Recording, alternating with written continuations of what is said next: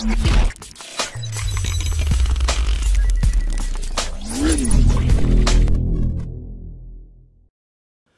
yang dikasihi Tuhan, mari kita buka firman Tuhan yang kali ini terambil dari 2 Korintus 6 ayat 1 sampai dengan 8a. 2 Korintus 6 ayat 1 sampai dengan 8a. Saudara, mari kita berdoa terlebih dahulu. Bapa di dalam surga, kami akan membaca firman-Mu. Tolonglah kami urapi dengan Roh Kudus-Mu, sehingga akal budi kami dapat menangkap maksud daripada firman Tuhan dan berbicara sebagai pribadi kepada kami sekalian. Bapa dalam surga, mohon belas kasihan Tuhan agar kami mampu menjalankannya juga. Berkati hamba-Mu yang akan menjelaskan firman-Mu, urapi dia dengan kuasa-Mu, agar apa yang kami dengar merupakan suara Tuhan secara pribadi buat kami, dan secara gereja buat kami sekalian. Terima kasih Bapa, berfirmanlah karena kami telah siap untuk mendengar. Dalam nama Tuhan Yesus kami berdoa. Amin. Saudara, demikianlah firman Tuhan. 2 Korintus 6 ayat 1 sampai 8a. Sebagai teman-teman sekerja, kata Paulus kepada jemaat Korintus, kami menasihati kamu supaya kamu jangan membuat menjadi sia-sia kasih karunia Allah yang telah kamu terima. Sebab Allah berfirman, pada waktu aku berkenan, aku akan mendengarkan engkau. Dan pada hari aku menyelamatkan engkau, aku menolong engkau. Sesungguhnya pada waktu ini adalah waktu perkenan itu. Sesungguhnya hari ini adalah hari penyelamatan itu. Dalam hal apapun kami tidak memberikan sebab orang tersandung, supaya pelayanan kami jangan sampai dicela. Sebaliknya dalam segala hal kami menunjukkan bahwa kami adalah pelayan Allah, yaitu dengan menahan dengan penuh kesabaran dalam penderitaan, kesesakan, dan kesukaran. Dalam menanggung dera, dalam penjara, dalam kerusuhan, dalam berjerih lelah, dalam berjaga-jaga dan berpuasa. Dalam kemurnian hati, pengetahuan, kesabaran, kemurahan hati, dalam Roh Kudus dan banyak hal, dan kasih yang tidak munafik. Ayat ke-7 saudara, dalam pemberitaan kebenaran dan kekuasaan Allah dengan menggunakan senjata-senjata keadilan untuk menyerang ataupun membela ketika aku dihormati atau ketika aku dihina. Saudara, pernah pada satu malam di kota Malang yang dingin, saya melihat seorang pengemis yang tidur kedinginan di sebuah emper toko. Lalu saya pikir dia memerlukan sebuah selimut. Saya ambilkan sebuah selimut, saya siapkan beberapa potong roti, saya siapkan juga botol aqua. Kemudian saya balik ke sana, saya bangunkan bapak itu dan saya berkata, Pak, ini ada roti buat bapak, ada minuman, makan dan minum, kemudian ini selimut biar bapak tidak kedinginan. Saudara, 10 menit saya tinggalkan dia, mobil saya berbalik ke sana, ternyata orang itu masih tidur dalam posisi yang sama. Roti, minuman, dan selimut yang saya berikan masih di tempat yang sama. Oh saudara, betapa kecewanya saya. Saya sudah memberikan pemberian yang saya anggap dapat menolong dia, dapat membantu dia, yang terbaik saya berikan. Dia tidak menanggapi, dia meresponi dengan acuh tak acuh. Saudara-saudara, itu berarti pemberian saya sia-sia, bukan? Patut saya merasa kecewa, saya merasa jengkel, lalu berpikir, kenapa saya berikan ya? Saudara, bisa saudara bayangkan, kalau ada seorang bapak yang menyekolahkan anaknya ke luar negeri, dan ini banyak terjadi saudara, dengan pengorbanan sebisa-bisanya saudara, agar anaknya sekolah di luar negeri dan menjadi orang pandai di sana. Tetapi setelah ayahnya katakanlah meminjam uang di bank dengan anggunan rumah sendiri, lalu menyekolahkan anaknya di sana, dia pikir anaknya rajin kuliah, ternyata apa kenyataannya? Tidak saudara. Anak itu bersenang-senang dengan teman-temannya, anak itu pergi ke sana ke sini, tidak peduli dengan kuliahnya. Setiap 1 semester papanya mengirim uang kembali, meminjam uang dari bank lagi, dianggunkannya saudara rumah mereka yang satu-satunya itu. Saudara, 4 tahun kemudian anak itu kembali dengan tangan yang kosong. Gak ada ijazah, gak ada ilmu. Saudara, betapa kecewanya papanya yang mengetahui keadaan seperti itu. Sampai dia berkata, pengorbanan yang sia-sia. Saudara yang dikasihi Tuhan, betapa kecewanya kalau kita berada pada posisi sang ayah. Rasanya anak itu tidak tahu diri, tidak tahu menghargai, tidak tahu betapa mahalnya pengorbanan yang kita berikan kepada anak itu. Saudara yang dikasihi Tuhan, mensia-siakan adalah wujud dari ketidakpenghargaan. Kesia-siaan atau mensia-siakan saudara adalah wujud yang dilakukan oleh seseorang yang tidak menghargai sebuah pemberian atau kesempatan. Padahal orang yang memberikan itu bermaksud baik. Dia pikir pemberiannya sangat mahal dan berharga dengan sangat layak. Pantas dan membantu orang yang dibantu. Tetapi respon daripada orang yang dibantu bukan menghargai, tapi mensia-siakan. Saudara, jelas orang yang memberi itu sangat-sangat kecewa. Saya ingin masuk lebih dalam, saudara.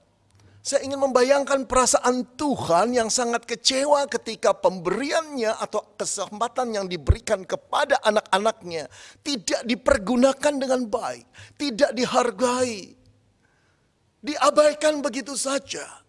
Barangkali yang mengabaikan itu termasuk engkau dan saya.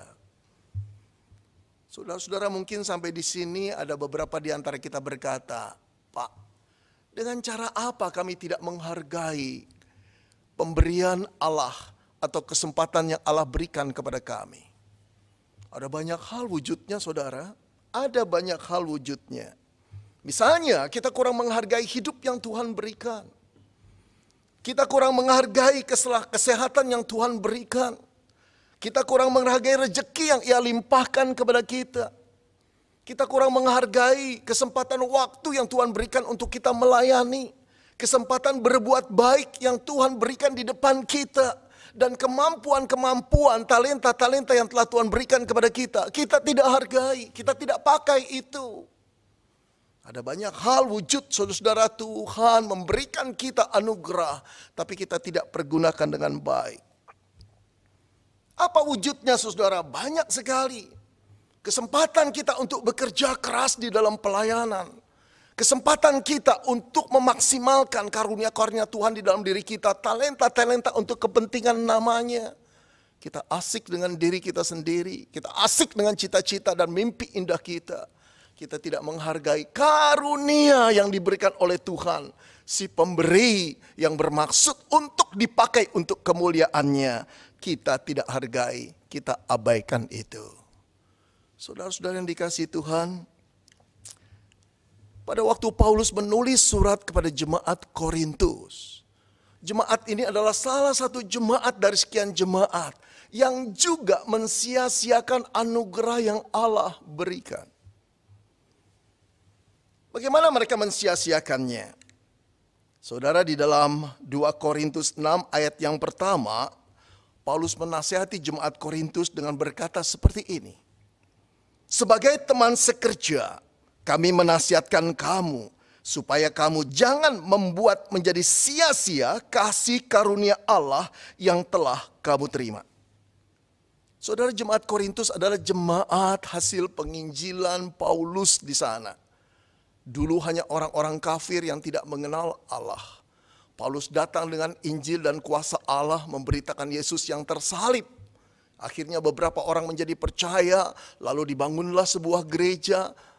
Kurang lebih 18 bulan Paulus mengembala di sana. Dia memberikan pengajaran-pengajaran Kristen, dasar-dasar Injil yang ketat di sana.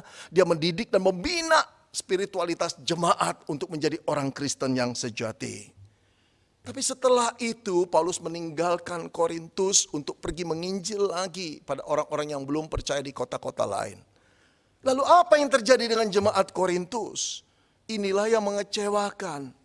Apa yang diharapkan oleh Paulus, saudara, tidak terjadi. Bahkan terjadinya di luar apa yang diharapkan. Ada perselisihan di jemaat Korintus. Ada perlombaan pameran karunia-karunia rohani di sana. Ada kesombongan rohani seolah-olah mereka paling disayang oleh Tuhan, paling berkarunia yang diberikan oleh Tuhan. Ada perjinahan di sana, saudara. Kehidupan kafir masuk kembali ke dalam kehidupan orang-orang Kristen di gereja. Pengajar-pengajar sesat mengajarkan Injil yang berbeda. Bahkan memfitnah Paulus untuk meragukan kerasulan Paulus. Saudara, kalau kerasulan Paulus itu diragukan, berarti kemudian dampaknya adalah pengajarannya diragukan. Kalau pengajaran Paulus diragukan, Injil yang sejati diragukan. Kristus tidak cukup untuk menyelamatkan, harus plus, plus, plus, plus, plus. Inilah yang berbeda dengan Injil yang sejati. Saudara, apa yang terjadi di dalam gereja Korintus bisa menjadi batu sandungan bagi orang-orang jemaat Korintus sendiri, atau orang-orang Kristen di gereja lain, atau simpatisan yang datang ke sana, atau orang-orang kafir yang mengamati kehidupan orang Kristen pada saat itu. Ini sangat berbahaya, apalagi terjadi pada gereja awal di abad mula-mula. Bagaimana Injil bisa menyebar dari satu orang ke orang lain? Bagaimana Injil bisa menyebar dari satu kota ke kota lain? Kalau jemaat Korintus yang sudah menjadi percaya kembali bertingkah laku menjadi orang-orang kafir yang penuh dengan kesombongan, mereka akan menjadi batu sandungan, saudara. Dan tidak ada orang yang mau lagi percaya kepada Kristus. Di dalam situasi seperti ini, Paulus berkata, kami menasihatkan kamu supaya kamu jangan membuat menjadi sia-sia kasih karunia Allah yang telah kamu terima. Saudara, apa yang Paulus maksudkan dengan kasih karunia Allah yang telah kamu terima? Ayat kedua, saudara, Paulus menjelaskan dengan mengutip perkataan Nabi Yesaya pada pasal 49. Sebab Allah berfirman, pada waktu aku berkenan, aku akan mendengarkan engkau. Dan pada hari aku menyelamatkan engkau, aku akan menolong engkau. Sesungguhnya pada waktu ini adalah waktu perkenan itu.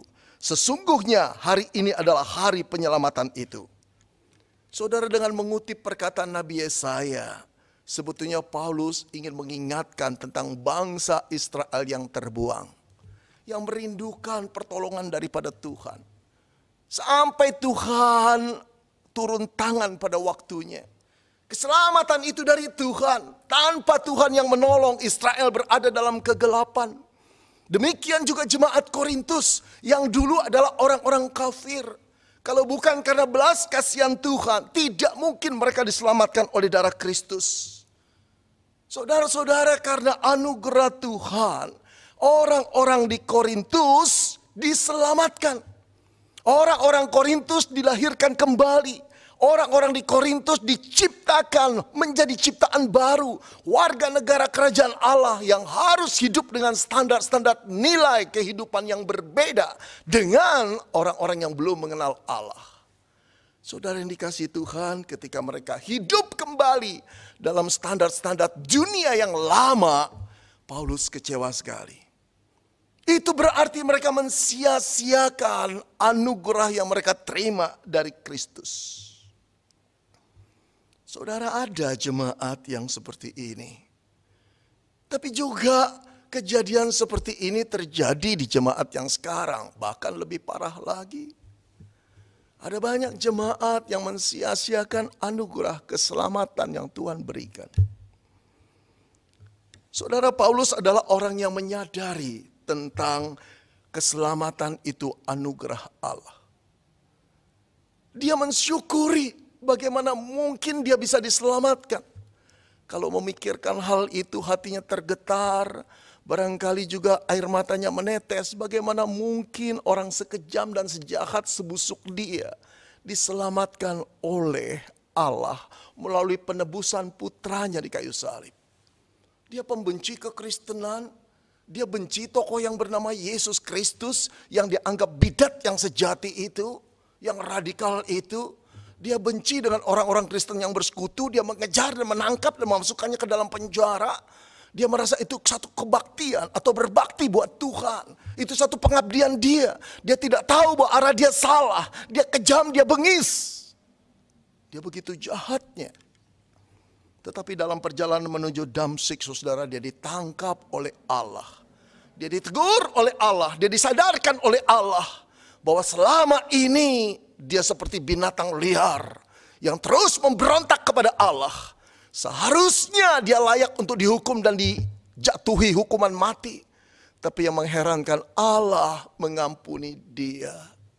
Yang jauh lebih mengherankan lagi, Allah memanggil dia menjadi hambanya, menjadi dutanya. Oleh karena itu dia menasihati jemaat Korintus dengan berkata, sebagai rekan kerja. Rekan kerja siapa? Rekan kerja Allah.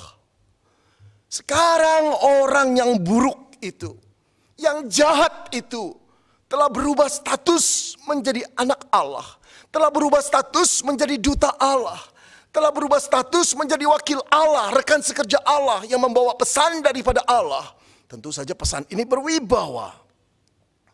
Dia menasihati jemaat Korintus, jangan kamu menyia-nyiakan kasih karunia Allah yang telah kamu terima. Paulus memberikan dirinya sebagai contoh. Dia membuat kasih karunia Allah yang telah dia terima itu tidak sia-sia di dalam dirinya. Bagaimana? Bagaimana dia membuatnya menjadi tidak sia-sia?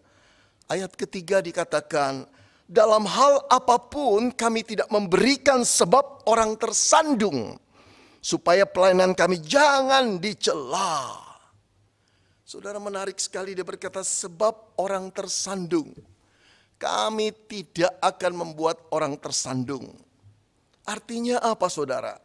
Kata tersandung, proskopai mempunyai arti menyebabkan orang lain tersandung atau jatuh. Paulus tidak ingin itu. Dia ingin menjadi satu pelayan Allah yang justru menjadi teladan. Ditiru orang, bukan menjadi batu sandungannya membuat orang terjatuh sehingga tidak bisa mengikut Yesus atau tidak tertarik pada Yesus. Dia tidak ingin dirinya dicela. Kalau orang mencela dirinya, orang akan mencela pengajarannya. Kalau orang mencela pengajarannya, orang akan mencela Tuhannya. Dia menjaga kehidupan integritinya, saudara, integritasnya. Supaya sebagai pelayan betapapun sulit kehidupannya, dia tetap dapat dipercaya. Saudara, berapa banyak orang Kristen, majelis, hamba Tuhan yang tidak belajar untuk menjaga nama baiknya, integritasnya. Sehingga orang-orang tersandung dan tidak mau datang ke gereja dan tidak mau menjadi orang Kristen. Saudara, sejak saya menjadi pelayan Tuhan, ada banyak perkataan yang bernada seperti ini. Buat apa ke gereja, Pak? Kalau majelis gereja tingkahnya seperti itu. Aduh Pak, kalau saya cuma ke gereja akhirnya jadi seperti pendeta itu karakter saya.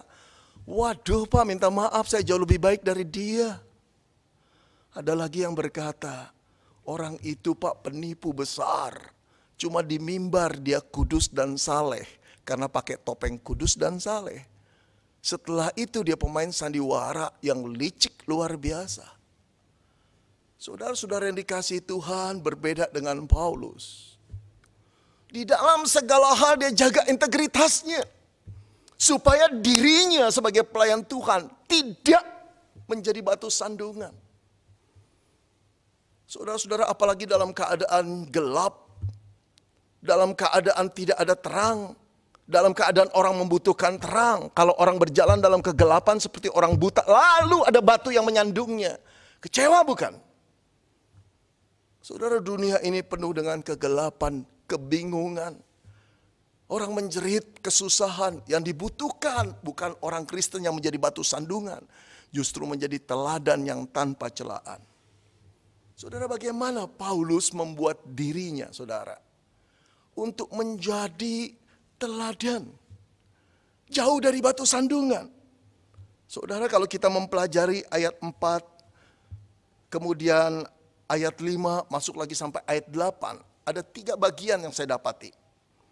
Yang pertama, saudara, dalam keadaan yang sulit dan menderita, ia menerima dengan penuh kesabaran.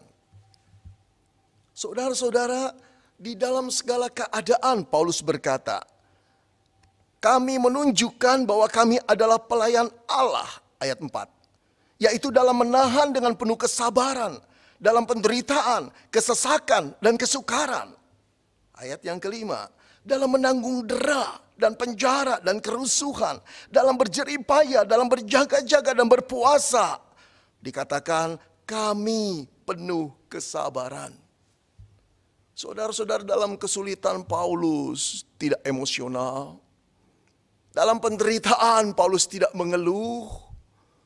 Di dalam segala beban pelayanan yang berat bahkan fitnah, Paulus tidak kecewa kepada Tuhan. Ia tetap sabar dengan penuh kesetiaan kepada Allah. Karena dia tahu Allahnya setia. Saudara-saudara yang dikasihi Tuhan, inilah yang menjadi satu teladan. Jemaat Korintus harus melihat siapa dirinya untuk melihat siapa Allahnya. Dia dalam keadaan kesulitan dan penderitaan tetap penuh menanggung itu dengan kesabaran. Yang kedua, saudara, kita lihat ayat yang ke-6. Bagaimana Paulus bisa hidup tanpa celah, saudara. Tidak menjadi batu sandungan bagi orang. Dalam keadaan yang sulit dan penuh penderitaan, ia tetap mengasihi sesamanya dengan tulus. Saudara, dalam ayat ke-6 dikatakan dalam kemurnian hati, pengetahuan, kesabaran, dan kemurahan hati, dalam Roh Kudus dan kasih yang tidak munafik. Saudara-saudara, bagian-bagian yang kita baca itu berisi seluruhnya adalah unsur-unsur kebajikan yang yang Paulus lakukan di dalam Tuhannya. Di dalam keadaan sulit yang penuh penderitaan, di dalam cacian, di dalam ancaman, dia tetap, saudara, melakukan kasih kepada sesamanya. Tidak berkurang sedikit pun. Inilah yang menunjukkan anak Allah yang sejati dengan anak Allah yang tiruan. Kasih bisa dikatakan di mulut lebih gampang, saudara, ketika keadaan berjalan baik. Tapi kalau keadaan itu berjalan penuh dengan penderitaan, penuh dengan kesulitan, siapakah yang masih bisa melakukan kasih? Hanya anak-anak Allah yang sejati. Hanya orang yang tahu bahwa dirinya harus berperilaku seperti Kristus. Agar dia bisa menjadi teladan bagi semua orang di sana dan bukan batu sandungan. Yang ketiga, saudara, apa yang Paulus lakukan? Untuk boleh, saudara, dia menjadi teladan dan bukan batu sandungan. Agar kasih karunia Allah itu tidak sia-sia di dalam dirinya. Yang ketiga, dalam keadaan yang sulit dan penuh penderitaan, dia tetap memberitakan Injil dengan bergantung penuh pada kuasa Allah. Saudara, ayat ke-7 dikatakan begini. Dalam pemberitaan kebenaran dan kekuasaan Allah, dengan menggunakan senjata keadilan untuk menyerang ataupun membela, dihormati atau dihina. Saudara, dengan kata lain Paulus berkata, aku tetap memberitakan Injil dengan kekuatan Allah. Apakah aku diserang atau aku harus membela? Apakah aku dihormati atau dihina? Aku tetap memberitakan Injil. Memberitakan Injil adalah satu kebaikan, anugerah yang terbesar. Jadi Paulus membalas orang-orang yang menyerang dia dengan mengabarkan Kristus. Memberikan satu anugerah yang besar dengan menunjukkan Kristus Sang Juru Selamat itu.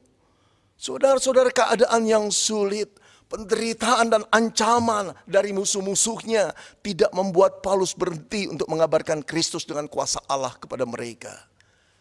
Ini berdasarkan satu hati yang penuh kasih. Tidak pernah Paulus memberikan itu dengan sia-sia. Saudara, bagaimana keadaan kita sekarang?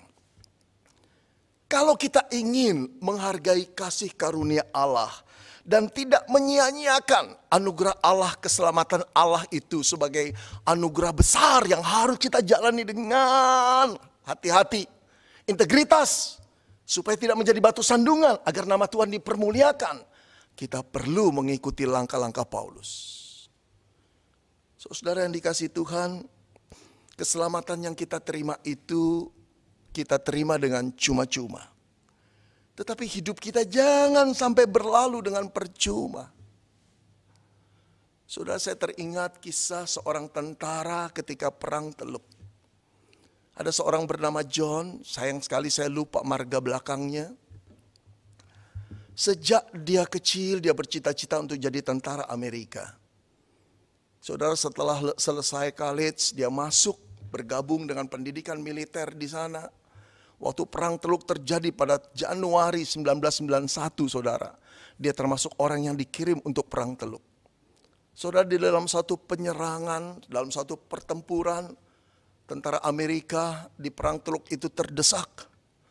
Komandannya berkata, lari, mundur. Maka seluruh pasukan yang berada di front depan itu cepat-cepat mengambil langkah lari ke belakang dan mundur.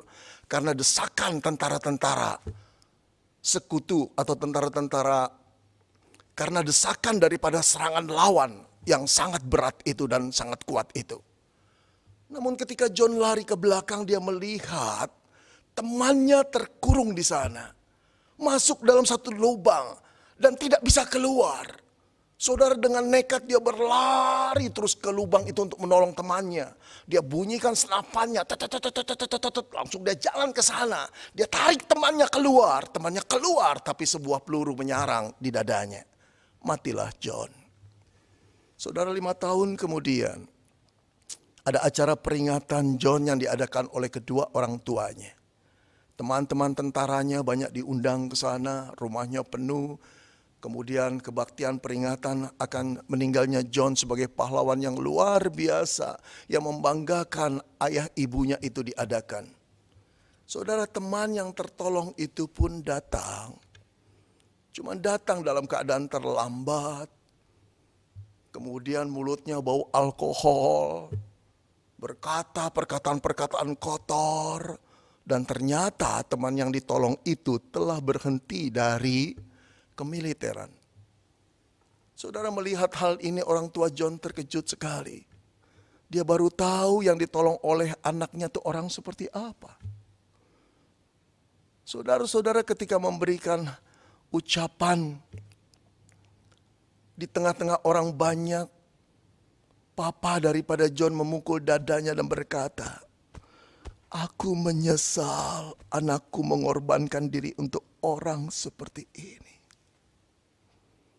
Aku menyesal anakku mengorbankan diri untuk orang seperti ini."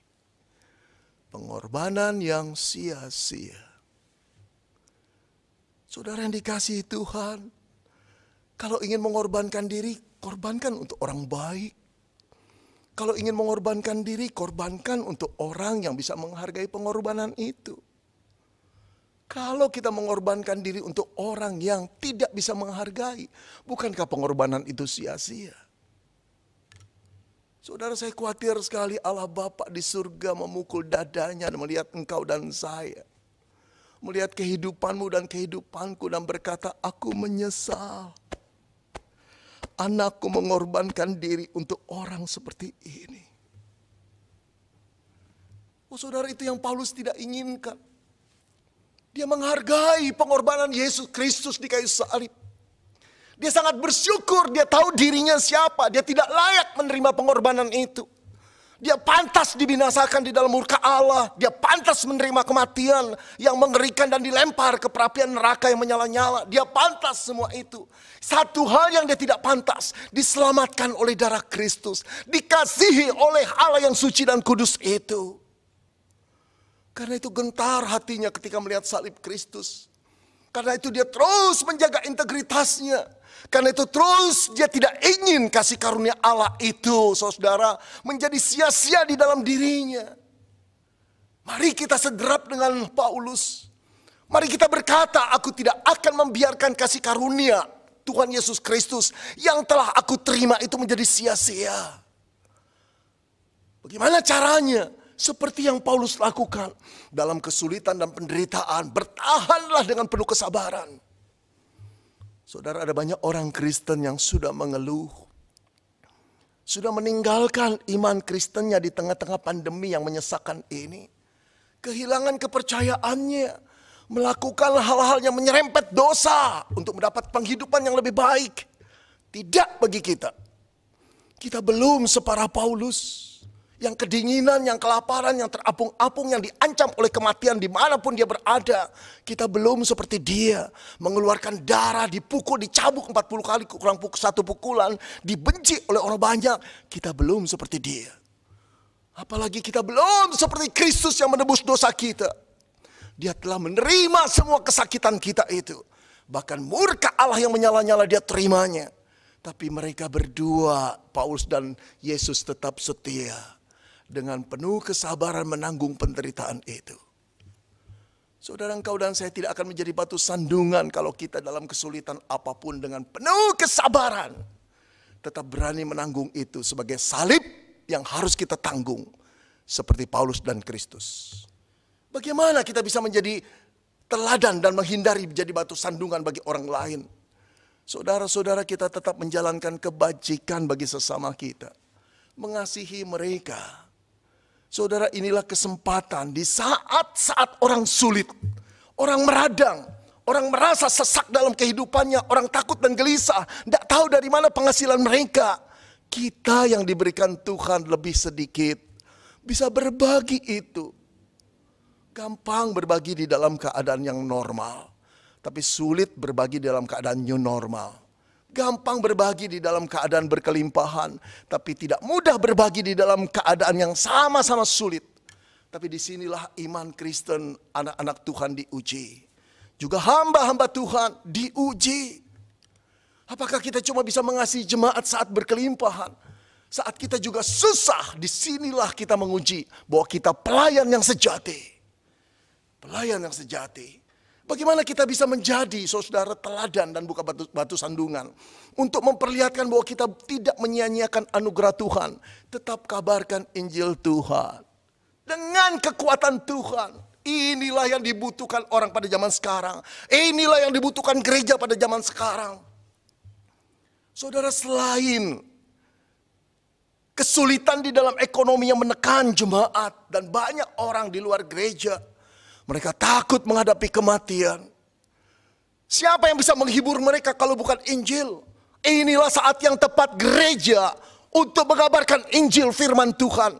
Inilah saat yang tepat mengabarkan Kristus yang tersalib. Inilah saat yang tepat untuk mengatakan Kristus telah bangkit. Dan menjamin kehidupan umatnya yang percaya kepadanya. Bahwa sekali-kali mereka tidak akan binasa di dalam kekekalan. Tidak pernah Allah membuat situasi seperti ini, bukan? Tidak pernah manusia dari seluruh negara dan dunia mengalami ketidakpastian. Siapa yang pasti di dalam zaman ini? Cuma satu, Kristus yang menyelamatkan engkau dan saya. Yang memberikan anugerah keselamatan bagi engkau dan saya. Yang telah menghidupkan engkau dan saya menjadi duta-duta Kristus. Bukan dengan kekuatan kita. Kita memenangkan jiwa-jiwa itu. Tetapi tetap bersandar pada kekuatan Roh Tuhan. Paulus datang ke Korintus dengan takut dan gentar. Hanya satu yang diandalkan, kekuatan Roh Allah. Dan membuahkan hasil yang manis. Munculnya orang-orang Kristen baru di sana. Dan menjadi satu buah gereja di sana. Saudara yang dikasihi Tuhan, jangan sia-siakan anugerah Allah. Di dalamnya ada hidupmu dan hidupku. Di dalamnya ada kesempatan Allah memakai engkau dan aku. Di dalamnya ada kesempatan Tuhan mengundang pelayanan bagimu dan bagiku. Di dalamnya ada kesempatan kita membantu orang-orang susah. Di dalamnya ada kesempatan kita mengabarkan Injil Allah di sana dengan kekuatan Tuhan. Jangan biarkan itu sia-sia. Pada akhirnya saudara, sebagai hamba tetaplah berdiri dengan teguh. Penuh dengan kesabaran, penuh dengan kasih. Penuh dengan kekuatan untuk memberitakan Injil, tetap setia kepada Dia. Selamat bagi saudara yang berkata, aku mau Tuhan, untuk tidak mensia-siakan anugerah keselamatan yang telah kau berikan kepada aku. Khususnya bagi jemaat GKKK Solo, pada usia yang ke-63 tahun ini, berdirilah tetap teguh. Di dalam kesulitan iman saudara diuji, saya harap muncul iman anak-anak Tuhan dari jemaat GKKK Solo yang bisa diteladani. Yang betul-betul menjadi contoh bersama dengan para hamba Tuhan dan majelis. Berdiri di baris bagian depan untuk memberikan signal bahwa Anda dan seluruh jemaat tidak pernah akan mensia-siakan kasih karunia Allah yang telah saudara terima di dalam Kristus. Jemaat yang dikasihi Tuhan, mari kita semua berkomitmen. Aku tidak akan pernah menjadi anak Allah yang mensia-siakan anugerah Allah di dalam diriku. Mari kita berdoa. Bapa di dalam surga, firman-Mu telah kami dengar. Betapa bodohnya kami Tuhan, telah diberikan satu pemberian yang begitu berharga. Satu kesempatan yang begitu luar biasa. Mengenal Yesus, diselamatkan oleh Yesus, menjadi anak-anak Allah di dalam diri Tuhan Yesus Kristus, ditebus dan dijamin dengan keselamatan yang kekal. Tapi hidup kami mensia-siakan pemberian itu. Kami asik dengan diri kami sendiri, kami tidak peduli dengan beban Injil, kami tidak peduli dengan pelayanan, kami tidak peduli dengan kesempatan pelayanan yang Tuhan berikan. Kami juga tidak peduli dengan air mata dan jeritan orang-orang yang sulit di sekitar kami. Tapi hari ini firman-Mu telah berlaku dan berkata-kata kepada kami. Ya Tuhan, dengar pengakuan kami. Kami tidak ingin mensia-siakan anugerah Tuhan yang telah kami terima di dalam Kristus Yesus dalam diri kami. Pakailah kami, kuduskanlah kami, sucikan kami. Khususnya kami mau berdoa untuk jemaat Kristen Kalam Kudus di Solo. Ya Tuhan, Engkau telah menyebar Injil 63 tahun yang lalu melalui anak-anak-Mu yang setia, hamba-hamba-Mu yang setia. Sekarang terus pelihara mereka agar mereka semakin giat di dalam Tuhan. Satu kemustahilan terjadi di dalam kesulitan, mereka justru menunjukkan kualitas emas di dalam diri mereka yang cemerlang, yang sungguh-sungguh membuat orang heran karena Kristus ada di dalamnya. Terpujilah nama-Mu Bapa. Dalam nama Tuhan Yesus kami mengucap syukur dan berdoa. Amin.